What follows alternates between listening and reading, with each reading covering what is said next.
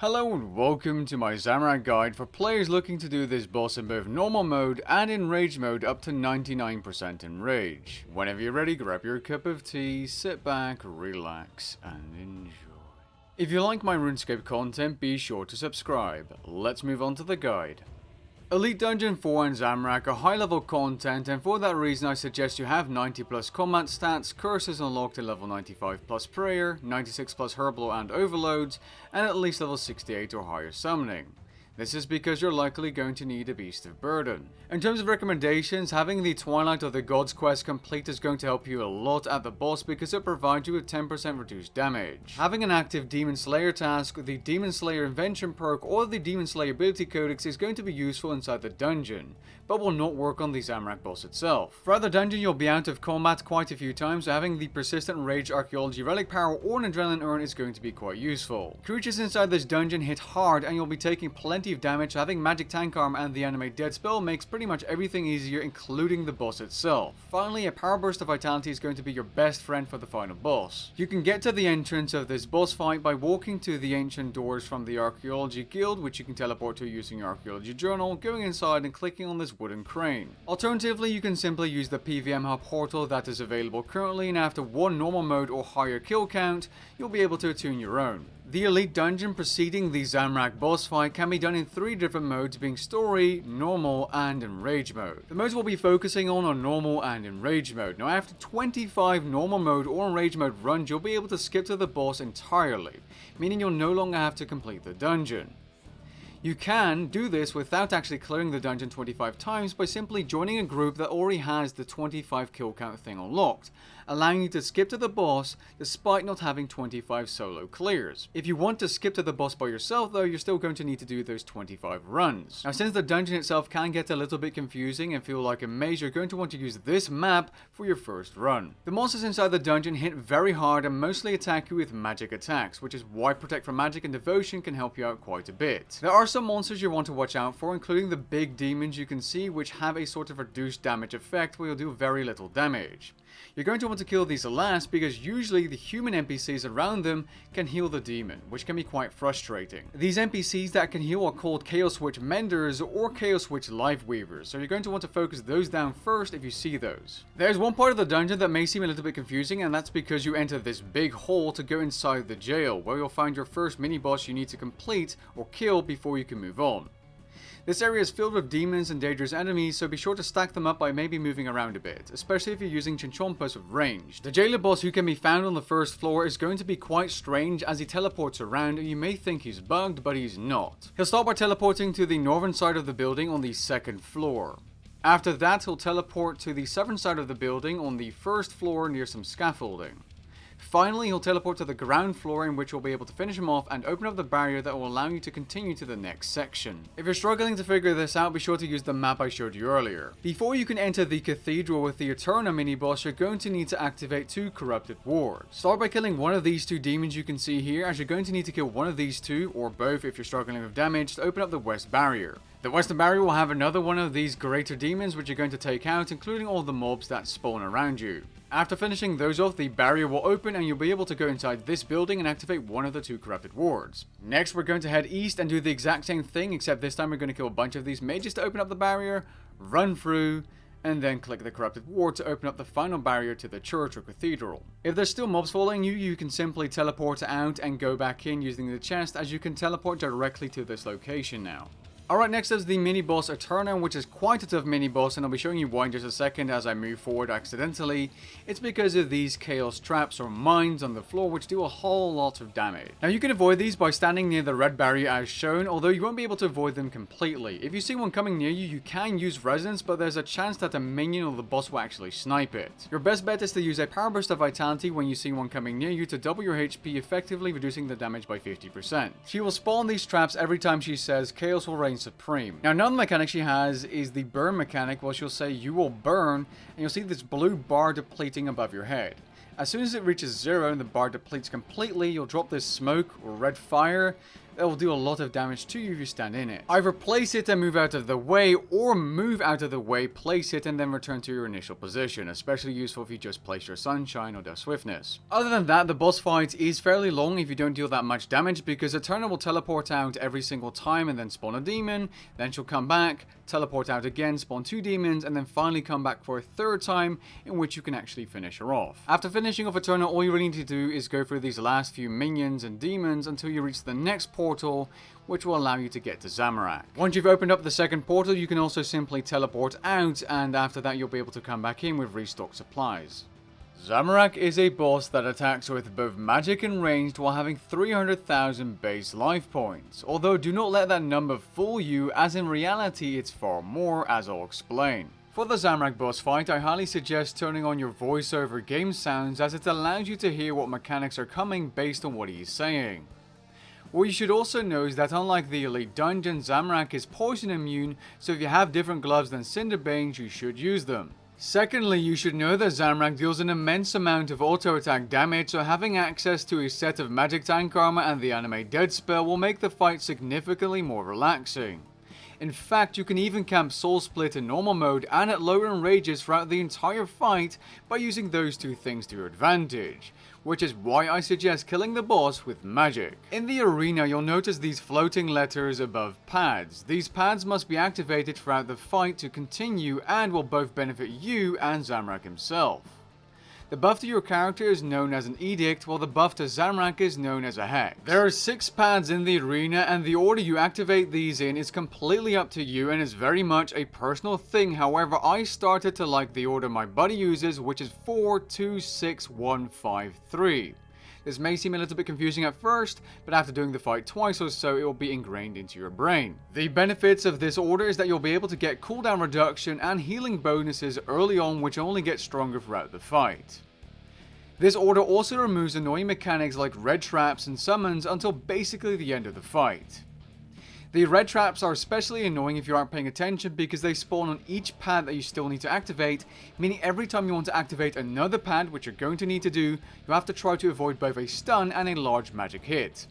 With my setup, you won't really have to worry about these except for the last pad, and you can reduce the damage by using Devotion and Protect from Magic. The only downside to this setup for learners especially is that the second pad will be stacked up to 5 stacks at the end of the fight, meaning if you drop below 25% life points, you will be executed instantly. This isn't really a big deal with Magic Tank Armor Anime Dead, but if you're using a different combat style, it's highly learner unfriendly. If this is something that annoys you, simply activate pad 2 later on in the fight and swap it with some other kind of pad. Now, in case you don't understand yet, each pad you activate increases previously activated pad stacks, both the Hex and the Edict, by +1. The Edicts are visible on your buff bar, and the Hexes and their stacks are visible near Zamorak's health bar. In fact, let's talk about Zamorak's health bar. Now, Zamorak's health bar has these little triangles which indicate the HP threshold you need to hit to turn his health bar grey. Each time you hit these triangles, you'll be able to activate an additional pad. But before you can do that, you have to kill a Chaos Witch in an arena called Infernus. You teleport there by using the extra action button, which you can find on your interface, and you can change this location in your settings. Once teleported there, be sure to use Anticipation to not get stunned by this Chaos Witch and finish her off. Then you would click the button again to leave the area and return back to Zamorak. Now, there are times where you have to wait until a mechanic ends until you can enter Infernus, like the Rune of Destruction mechanic, but generally speaking, you want to hop into Infernus as soon as you can, finish off the Chaos Witch, and then leave and go back to finish off Zamorak's health bar. Now, there are times where you have to wait until a mechanic ends until you can enter Infernus, like the Rune of Destruction mechanic, but generally speaking, you want to hop into Infernus as soon as you can, because Zamorak can heal during that grey HP bar phase anyway.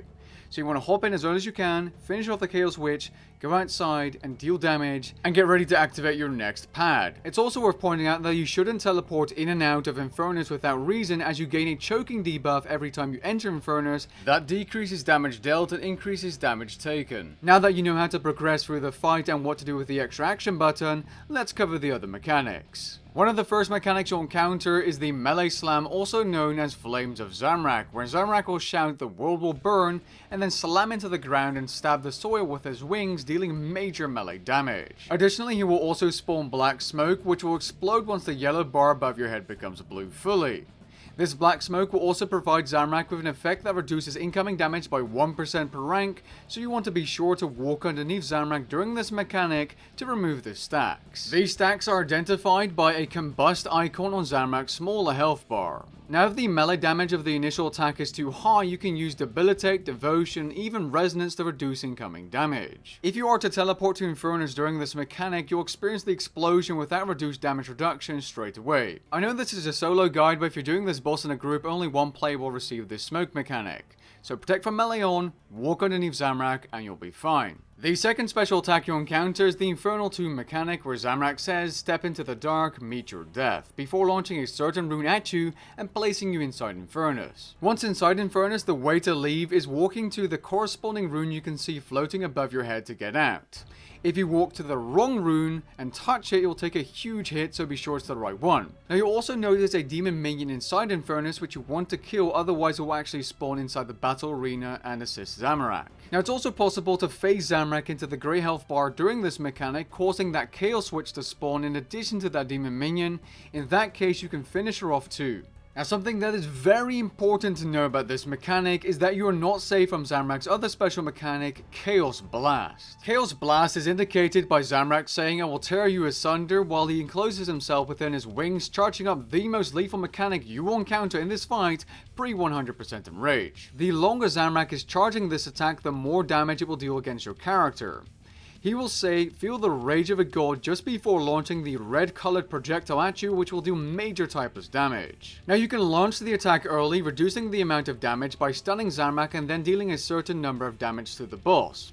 The best way of dealing with this mechanic's huge damage blow is to sip a power burst of vitality to double your health for a short time, and using abilities like Debilitate and Reflect, or even Resonance to reduce further damage. If you have the runes with you, using Disruption Shield is also possible. Now I do not suggest wasting your adrenaline on Barricade, as it won't work very effectively. Now I did mention you not being able to avoid this mechanic inside the Infernal 2 mechanic, and that is true. If Zamorak encloses his wings and then launches you into Infernus, you can either stay inside and try to use defensives and the power burst of vitality to tank the hit inside, or go outside quickly to stun him and launch the attack early, reducing the amount of incoming damage. Especially useful if you have one of the closer runes like the Big B, allowing you to go outside quickly, stunning the boss, taking the hit, and then going back into Infernus to finish off the demon.